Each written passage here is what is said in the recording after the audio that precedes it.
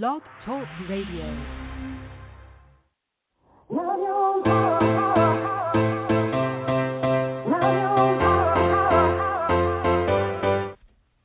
Chatting with Nat is a podcast for independent women seeking to speak their truth and to break down barriers. We host honest conversations that help to guide and empower women.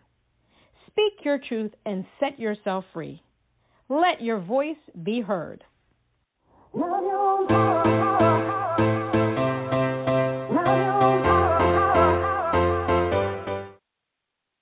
it's Natalie Jean. It's Nat chatting with Nat. Today we have soul and rock singer-songwriter Juliet Hawkins, and you're going to love her as much as I do.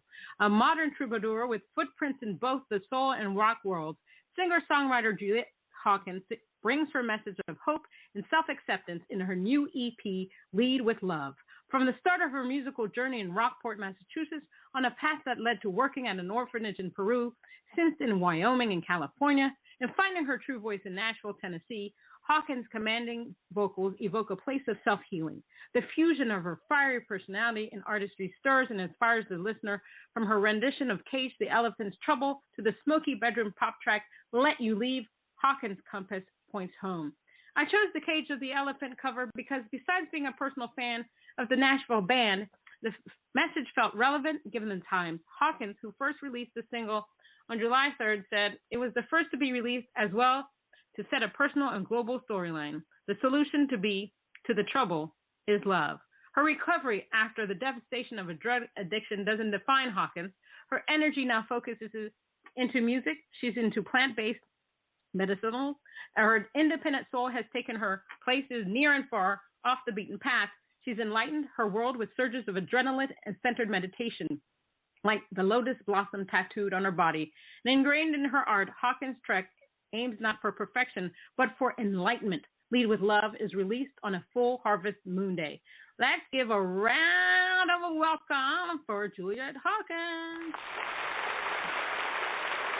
Audio Jump. Hi. Hi, Juliet. How are you? I'm doing well, thanks. How are you? Thanks for having me. I'm doing well. Listen, I was very excited when Melissa sent me your stuff.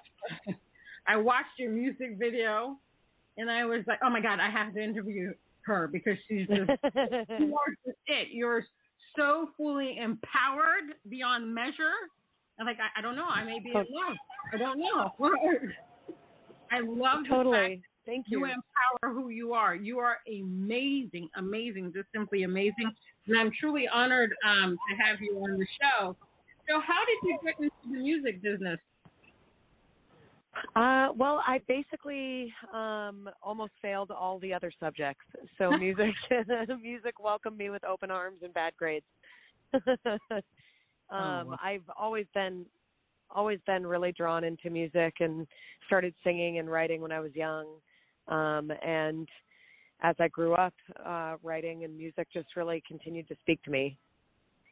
Wow. Yeah, for me, it's the same thing. I think music has been my saving grace. I mean, you can let go of everything. You can scream, you can shout, and then it also has the power to heal. So thank God for people like you that want to write about everything that's out there in the world so that people have a healing place. So it's truly an honor to have you. What about your music? Great question for you. Is rebellious, unconventional, or Say it again? So what about your music is rebellious, unconventional, or unusual? I think all of it. I'm being in Nashville, not conforming to what other people are doing with music, and as far as the style, the things I'm talking about are pretty in your face, and I think that confusion inspires new thinking. So a lot of times in doing something that's a little bit strange, a little bit out there, talking about my sexuality, talking about being with women, it oftentimes pushes the listener's envelope, and that's really, as an artist, I think, the goal. Okay. I'm definitely in love. As an artist, I'm going to be following you everywhere because you embody a woman that's truth. And I think a lot of artists are afraid to be who they are sometimes because they have a fear that their fans won't like them. You know, they're bringing themselves out there. They don't know how people are going to react. But you definitely know who you are as an artist, and that is tremendous. How do you? So let me ask you this, because I've asked a lot of people this about the whole. I don't know. Did you watch the Grammy? I didn't. So I don't know if you know the whole controversy, but because I know who you are as an artist, so apparently Cardi B, after the fact, it was on YouTube. Cardi B and Megan Stallion did one of the videos, you know that song, and so you know how the video is. The video is graphic, so you know they deserve the performance, and then after that, everybody was in an uproar. Oh my God, how could they have done that? And my thing is that they basically knew how Cardi B and Megan Stallion were going to do that on the stage. I think if you're going to get angry, they should get angry at the Grammys. Do you think, how far should somebody push their creativity? Do you think that people should tell artists how to create? No, I think that's what gives an artist its thumbprint, or his or her thumbprint, is by doing exactly what speaks to them. And rappers have been singing about pussy and dick and all of that for years. And so the fact that a couple of women are talking about anatomically their own situations and what feels good to them, what's wrong with that? I think, if anything, it speaks to what's wrong with our society. What am I supposed to just sing about love songs all the time? About being in love and saving myself? And it's not realistic. It's not accurate. And it's not progressive. It shuns a whole gender. That this is, you can be an artist, but only so much. Only like this can you be an artist. It's not. I think more power to them. Exactly. I often tell people you would never tell an artist that paints that they need to add another splash of blue, another splash of orange. It seems like people are totally judgy when it comes to, especially women performing on the stage, and if they're actually provocative, you know, people have a lot to say. It's interesting. I've seen a lot of members are like, look, they're artists. They want to be genre. So I agree with you 100% that people should be telling us how to create. This is coming from within our soul. Who are your musical influences? I would say Harry Styles, Halsey, Amy Winehouse, LP. Big fan of LP. What would you say is your writing process? How do you go about writing a song? A lot of times I'll have a melody kind of playing with something in my head, and then I have books on books of just lyrics, and so I'll go back when I have this melody, and I'll go back and I'll try different words that work or phrasing that works in that tune or that kind of phrasing of the melody. So it usually starts with a tune. Okay. Now, where is the creative place you've ever created a song? You know, what actually struck a chord in you to decide, oh my God, I need to write about this? Well, honestly, I'll play Daddy. That was, I remember doing a photo shoot in a hotel, this really old hotel here in Nashville, and I ended up getting naked because the wood was so beautiful, and I was like, God, the female form would be really beautiful against this wood, and I didn't want to ask because I knew he'd say no.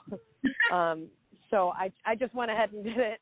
And as I was laying there on these awesome leather-studded couches, I realized, God, I'm a daddy too. That you don't have to be a female to be the boss. Right. You don't have to be, and that no matter what, you can be who you want to be. Yep. The amen to that. Nobody should tell you who to be, what to be, and how to act either. So tell us. Go ahead. No. Go ahead. I just felt like as I was sitting there and I had a cigar in my hand and I had a glass of whiskey in the other hand, and I was like, God, I am the man that I want to be with. Or I'm the man that I could, the man that I've always wanted is in me. I like it. No, I dig it. I can definitely dig it. Do you play any instruments? I do. I play guitar and keys. See, I'm still. I tried to do guitar, but the whole time I felt like my body had to be contorted to do the guitar. So now I'm still trying to learn the keyboard. I bought a smart keyboard 4 or 5 years ago, still in the box, but it's coming out this year. I'm going to do it. How do you deal if somebody gives you negative feedback? How do you deal with criticism? Because in this industry, we get a lot of criticism. Well, I mean, it's not easy, and it's not necessarily the greatest thing to hear. Right. Things that aren't positive about your work and about something that you work so hard on or you really believe in or something that's truly in your core. It's one thing to be, if I'm not a good science student and I do a science project and I hear that I did a poor job, that's okay because that's not my subject. But when it's something that really means something to you and someone doesn't like it, right. It's a chance for me to say, well, fuck them. I mean, not everyone's gonna like what you do, and I can't please everybody, but the people who do dig it, they dig it, and that's, I think, as an outspoken artist, as an outspoken human, you're gonna do things and say things and create things that other people don't like, and that's just part of the game. You nailed it. So it's really an opportunity to say, hey, it's okay. It's not everyone can like it. You nailed it. And I often give the other artists the same advice because music is subjective. Not everybody's going to like your stuff, and they're going to be people that are going to love your stuff. You can hear your stuff with one thing and they can love it, and then something else and they can hate it. I think it all begins with self-love, and if whatever you put out, you got to put your whole energy, your love in it. That is you. So I 100% agree with. So tell me about this song that I have here. She's So High. What is that about? Yes. So that's a cover of a 90s rock song, She's So High. So I became sort of obsessed with this older song and wanted to make two different versions. So I made an EDM electronic version and then kind of a softer acoustic style version. But I loved it, and it was just a fun song that I heard being able to expand so much further past the 90s rock beat. Awesome sauce. Okay, so we're going to play that right now. I listened to it. Cool. You are phenomenal. Let me say that again. Thank you. I'm going to mute her a little bit, and then we're going to hear a word from her, and then I'm going to play it. Hold on 1 second. Awesome. Hi, it's Jordan and Madison, and we're Jay Madison out of Nashville, Tennessee. We'd love to tell you about B Squared Management, artist services by artists for artists. Get your press, branding, single release, and sync success plan now at bsquaredmgmt.com. And listen up to our latest single, Down, now on Spotify.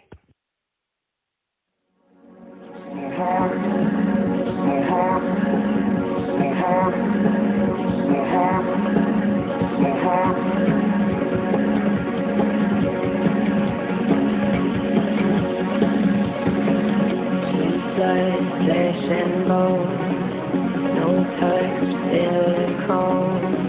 Sweet touch, smells like season. Now I can't believe anything she's having. I know I feel on nothing's gonna happen. So high.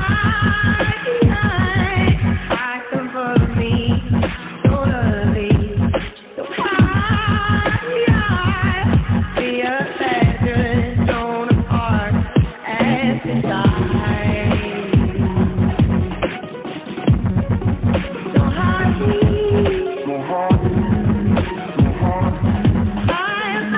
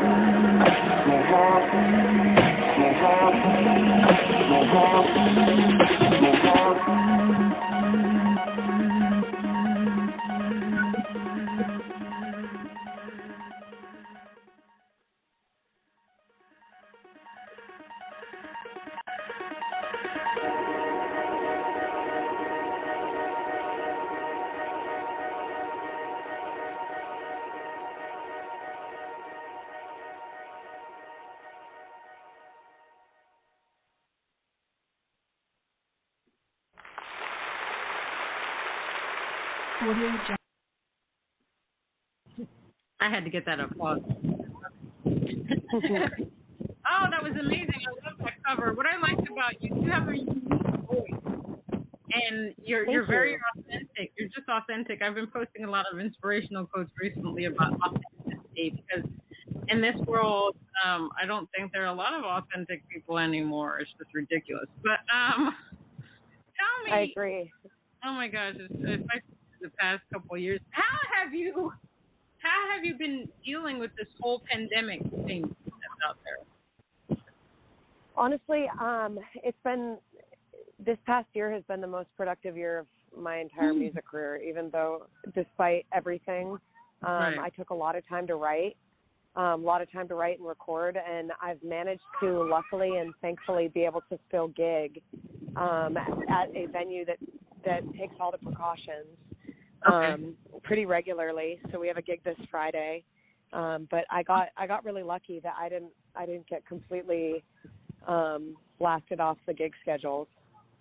That's awesome. That's very good for you. Did you do any live streaming? I did do a couple live streams. I actually did one with Hello TV, and it was kind of like a live.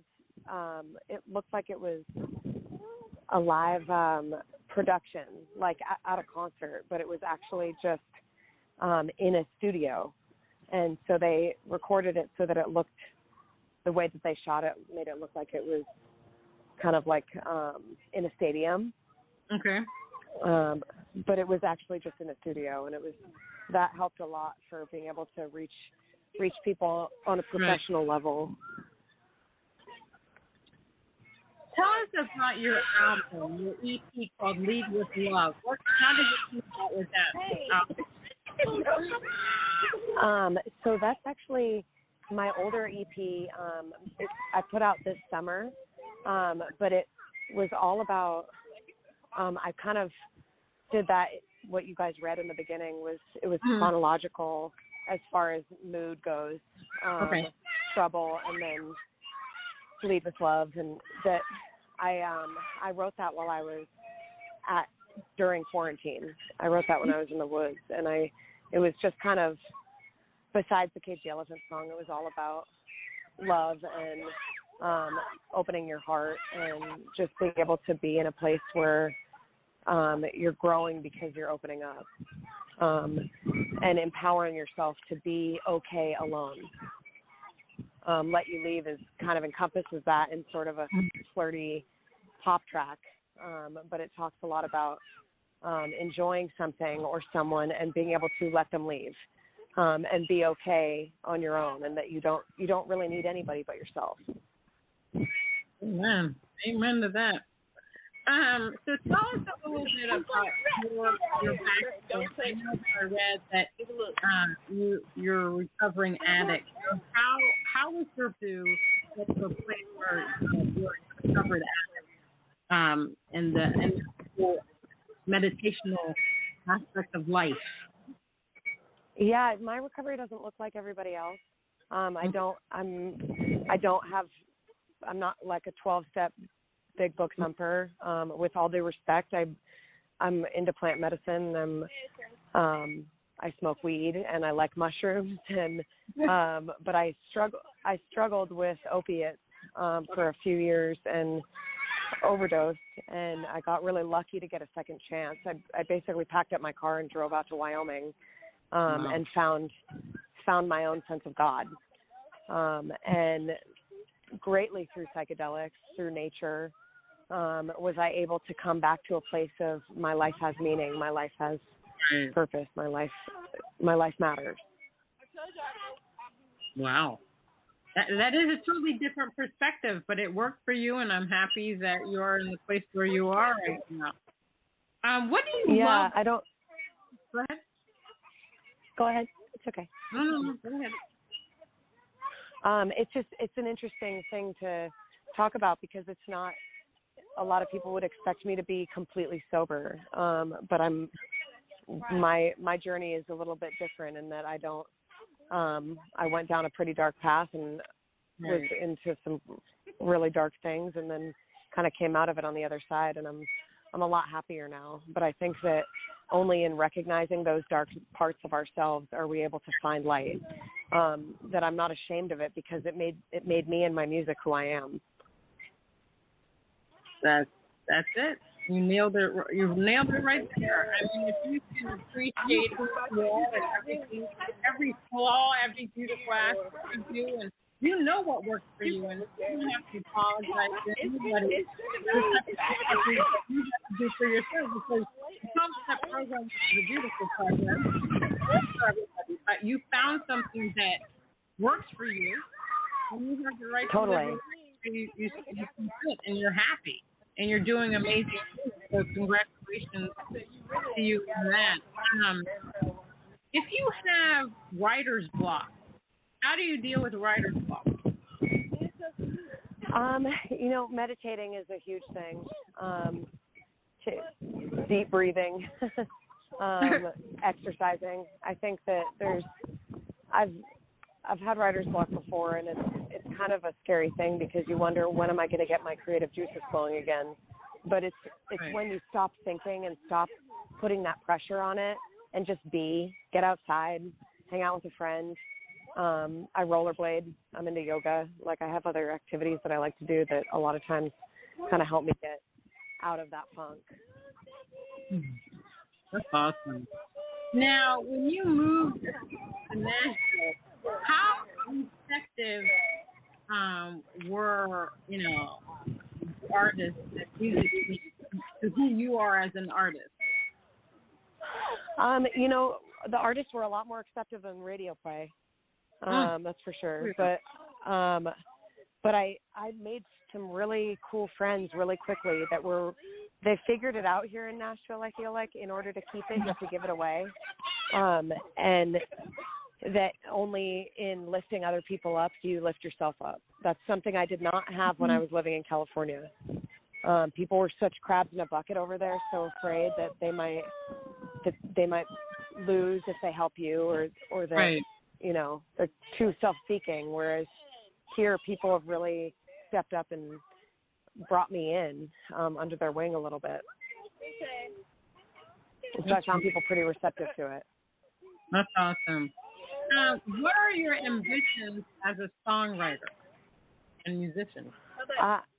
I'd like to put out a full live album. That's a goal for this spring. I'd like to record a live album. I'd really like to get a song in a movie, specifically Quentin Tarantino. Would be really cool. So those are two kind of milestones I'll be working on this spring. Yeah, I could see your music in the Quentin Tarantino film. It actually fits the bill, and I hope you have lots of success with that. How do you deal with all of the? I always ask this question. It's a lot of work for me. Being on all these social media platforms, we have to be everywhere now, and we have to engage with friends. So how do you deal with that? Honestly, I'm not very good at it. There's a huge part of me that really despises technology. I think technology has been the demise of human connection. And I think that I really try to keep a relevance on social media, and I try and engage audiences, but I'm also really busy trying to stay present. Right. And I find there's this like double-edged sword to technology. The fact you can reach people that you may never meet. Right. And pitching to playlists or doing live streams that access either other countries or other states, and I think that it's magnificent, and I also think it's a little sad because people are so focused on this number, this following, or this number above your picture determines your worth, and that's just not true. So finding the balance between doing what I'm supposed to do, in quotes, as an artist on these social media platforms, and also being true to myself as a human is a day-to-day challenge. Right. Right. How hard do you think it is? How hard do you feel that it is that independent artists need to be seen and heard? Like I always tell people that I think it's the media's fault that we're not seen and heard is because obviously it's pay to play. I like Lizzo, but my God, playing her song "Morning, Moon, and Night." I don't listen to her anymore. And I know in the beginning of the song is that you're going to play it to death, but after a while, it's just too much. And so, as independent artists, we really have to battle against the mainstream just to get heard. Do you think there's a part of the problem and the pay to play? Can you say that one more time? So in the music industry, for independent artists, it's hard for us to be seen and heard because we're going against the mainstream artists. And so obviously when it comes to radio, it's pay to play. Like at one point they were playing Lizzo so much I couldn't listen to her anymore. I had to turn the radio station every time she came on. I just couldn't do it anymore.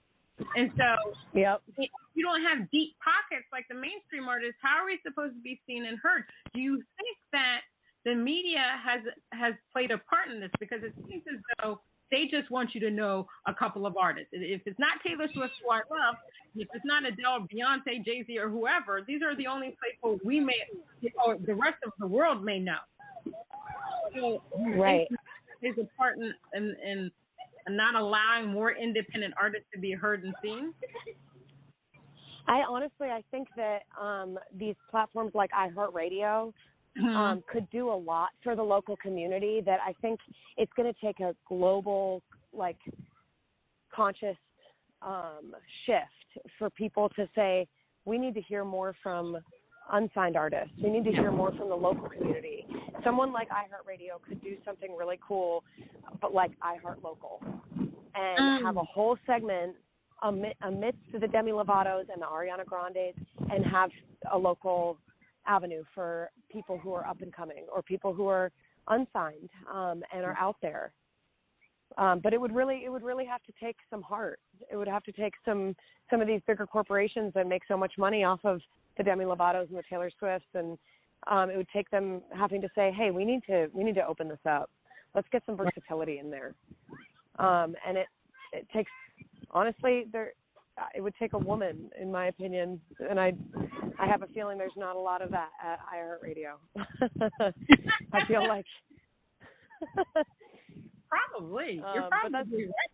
Yeah. But I like that. You have a great idea. The is a really good idea. And it needs to because it would give a voice. Yeah, it would give a voice to the local community, and it would also give a little bit of a heartbeat to these corporate companies. Instead of just all about money and plays and these celebrities getting their music out there, what about the local scene? Exactly. You're 100% correct, because listen, I listen to a lot of independent music, and these independent artists out here are simply amazing. And sometimes they're great more than the mainstream artists. I mean, Beyonce has one song that has 12 writers to it. I don't know who's money on that song, but and then we have the independent artists that write their own music, and it's just them, and it's hard for them to hear. Now, what I understand is that UMG and Sony have decided to create independent labels. Yeah, they're going to create independent labels, and I don't know what they're going to do, but what do you want to sign with a major label, or would you prefer to stay indie? Honestly, I prefer to stay indie. It would really actually have to depend on the situation. If it was a good label and they were really representing me well, and I still had my voice and I could be me, I think the biggest concern is losing that individuality, and that having someone say, "Well, we signed you, so now shave your head and sing more about." Whatever, jump ropes. Like, I want to be able to do what I want to do and say what I want to say and dress how I want to dress and not have to compromise that. So if you can show me a label that likes me and that respects me and that also lets me do exactly what I want, then I would love to sign with them. And I agree with 100% with you. I had an interview with one of my, she does licensing, thinking me out. She said the same thing. She said, try to balance it out. It's just one thing people don't understand. You can negotiate your contract. The thing with the label is that you have a lot of money they can back you, they can sponsor you, they can do this and that. The thing is, you need to bring your authenticity to the table and say, look, you want to sign it, but you can't change me. So you'd have to balance it out. But I'm with you. I like the whole idea of the label versus, or indie versus the major label, unless there was like a big room for negotiations, and I could remain who I am as an artist. So I love your answer on that. How far do you think women have come in the music industry? You know, the women weren't even as much as the men, and now they're trying to do 50-50. And I think it's just really sad. You would think that music is a place where everybody can get along, everybody can have equality. But even in music, women always we're always back there, and now we're pushing ahead. How much further do you think we have to go in the music industry? How far do you have to go to what? For women, how far do you think we have to go in the music industry? Now, you know, there's stepping stones. Now women in country are being heard more on the radio. Before it was like, you know, it was a song, it had to be all the men. So, and then women producers are now just being heard. You know, I had a friend tell me she was the only female producer at this conference. It was all men. So how far do you think we have to go so we're really seen? I think all the way. I think that women really, the biggest thing we can do is band together, which is why I love the Sisters vibe, because that's the only thing keeping us from being, from conquering and ruling the world, really, is the togetherness aspect. That I think if women were to unite together and say, no, we're going to be heard, we're going to be seen, you're going to play our music, we're on the top. It's those little steps in between we got to conquer. And I think it begins with self-love. It begins Amen. with really being sure of yourself and saying, I am unique, and so is she. I'm special, and so is she. Instead of this, there's a little bit of a competition thing that I think we really got to smudge out, because the truth is everybody is unique. You look at your thumbprint, and you are a snowflake. Every single one of us is different, and each one of us has something to offer that the other doesn't. So it's I think that if we can get past that and reaffirm those kind of mantras of we in this together, girl power, the more that we can do that, the quicker that we can rise to the top together. I agree 100%. When was it that you actually became very comfortable in your own skin? Honestly, I'd say about 29, 28. Okay. Coming into my 30s, I really learned that whether this is a simulation or this is real life, I have control over my world, and life is so short and so precious that I'd rather spend it doing things I love and being around the people I love and saying and being me versus trying to be something I'm not. And that, honestly, that came in my late 20s. Yeah. I look back and I'm like, in my early 20s, I was just full of fear, which led me to use drugs because I was really unsure of myself and unhappy in my own skin and didn't know how to be me and love myself. And so when you became you, and this is an interesting question.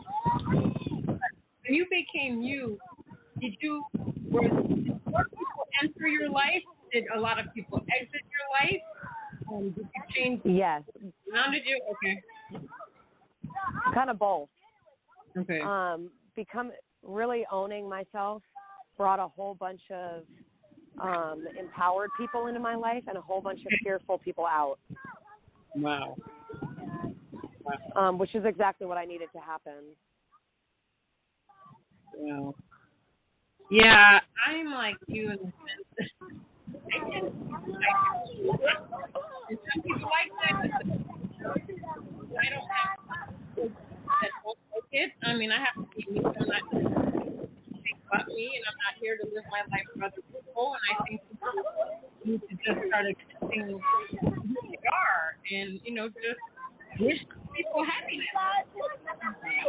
Mm-hmm. But I think sometimes we need to speak up, because when you, as an artist, or as an artist, speak up to somebody else, that helps you in their process for getting out of their own skin and speaking their own truth. So people like you, we need people like you. I think you're a symbol for just being empowered and loving your own skin and loving everything about yourself, and I think that's phenomenal. If you could give your younger self some advice, what would you say? If I could give myself advice? Yeah, your younger self. Oh, fuck what they think. I would have. I love that. Totally. Just be you, Juliet. You're honest. I sing it in one of my songs. So you're pretty just the way you are. I was so really honestly sad and really lost, and I would have loved to just hug myself and say everything's going to be cool. Just be you, and really like nobody else matters. Just be you and do it with truth in your heart and love in your heart. That's so true. I feel the same thing. Just be you, Yeah. and be happy with who you are. And like you said, it doesn't matter what anybody else thinks, because you're the person that needs to be happy, and whatever you put out in the universe is what you think about yourself. So why not put the best of you out there? So that's awesome. What is What is a quote that you like to live by? I think 20 years from now, you'll regret more what you didn't do than what you did do. So cast off the bow line, sail away from the safe harbor, catch the trade winds in your sail, dream, discover, explore. I believe it's Mark Twain. That's probably my favorite because it encompasses everything I live with in my heart. Is that one day you'll look back and you'll regret more what you didn't do than what you did do. So just live now, be here now, and just be you. Everybody hear that? Let's be you. How many tattoos do you have? 13. I got you beat I've got by 13. one. It's an expensive habit. Yeah, you get one and you're just like, no, I'm not going to do this again. And then you go to the tattoo place with your friends and you're like, well, maybe I'll get another I know one. the sound and the smell of a tattoo shop, it kind of triggers that in your head to be like, ooh, I might like a little something else on my arm or a little feather on my back. That would look nice there. I was like, I said I would stop at 12, and then I was like, no, I really want I wanted some musical notes, and I put one on one wrist and one on the other, and I'm like, yeah, I think I'm good. But then I was like, if I get another one that really wants to get one, I'll probably get another one, because I love body art. Me too. It's your temple. You got to decorate the walls. Eggs. I like that. That's what I need to tell my mom. My mom is like, yeah, we really need to get another one. But I love what you just said. I'm going to say that next time somebody says that to me, I'm going to say that. So what do you have coming up? I got a show on Friday. Right. And I have a song coming out next month on the 20th. And what else? That's all for now. I got a whole bunch of shows at Fat Cat Slim's coming up if you're around Nashville and want to check it out. But I'll be there this Friday, 8 to 11, full band. Awesome. People need that. People need to go out. Go out with your mask on.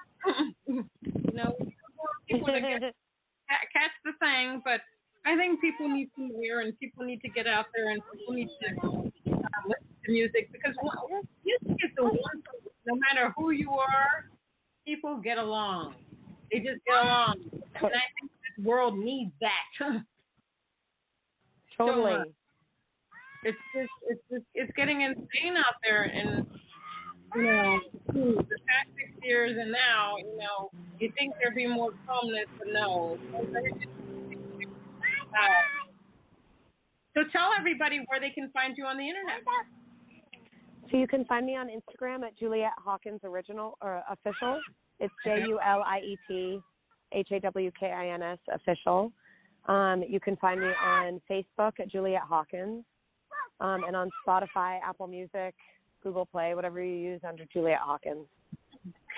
All of my original music's up there.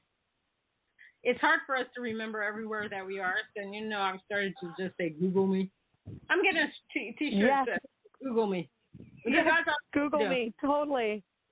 Google me. All the platforms, just Google me, you'll find me. And everybody, you need to check out Juliet Hawkins' music videos. You'll be on the floor, you'll be inspired, you'll be empowered. You're like, you'll want to go to the gym. You're going to say, okay, you're definitely going to say, I got to get in shape, because you look at Juliet Hawkins and you're just like, wow, this is just wow. She's just the epitome almost of perfection. Thank you, Juliet, for being on Chatting with Nat. I really had a great chat with you. I'm going to follow you everywhere that you go. I'd love to do live with you. I think you'd be awesome on live. Yeah. In the near future, we definitely need to do that. And I'm going to share your music and let everybody in the world know who you are. And let's get your name up there. Let's get your name up there in lights, because people need to see you. So thank you. So I would love that. Thank you so much for being on Chatting with me. Thank you. And that was Juliet Hawkins. Everybody follow her. Just Google her and follow her. And this was Natalie Dean with Chatting with Nat.